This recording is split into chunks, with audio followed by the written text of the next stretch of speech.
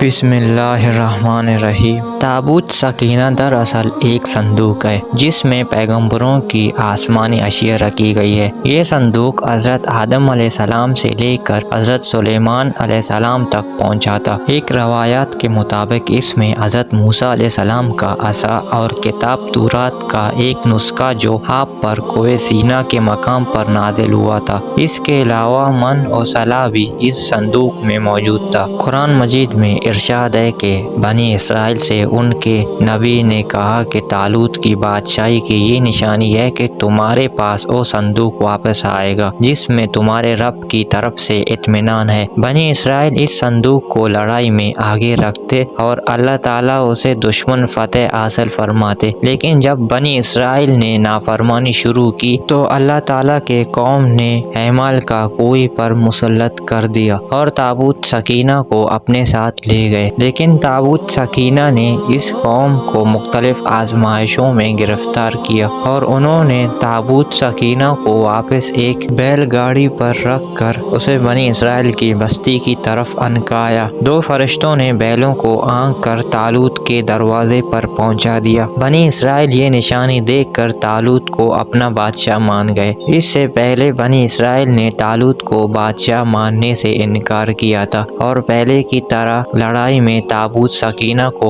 آگے رکھ کر طالوت نے عمالقہ قوم کو شکست دی۔ تابوت سکینہ ہیکل سلیمانی میں تب تک محفوظ رہا جب تک اہل بابل نے حملہ کر کے ہیکل سلیمانی کو تباہ نہ کیا تھا۔ حملہ کے بعد تابوت سکینہ وہاں سے غائب ہو گیا۔ بعض روایات میں ہے کہ وہ تابوت سکینہ کو اپنے ساتھ لے گئے تھے، بلکہ ایک روایات میں یہ بھی ہے کہ فرشتے اسے آسمان پر اٹھا کر لے گئے۔ آج بھی بہت سارے ماہر آثار قدیمہ اس کی تلاش میں سرگردان ہیں، لیکن تاحال انہیں ناکامی کا سامنا ہے۔ اگر آپ ہمارے چینل پہ نئے ہو تو چینل کو سبسکرائب کریں، بیل آئیکن پریس کریں تاکہ آپ کو ہمارے آنے والے ویڈیو آپ تک پہلے پہنچ سکیں۔ اللہ حافظ۔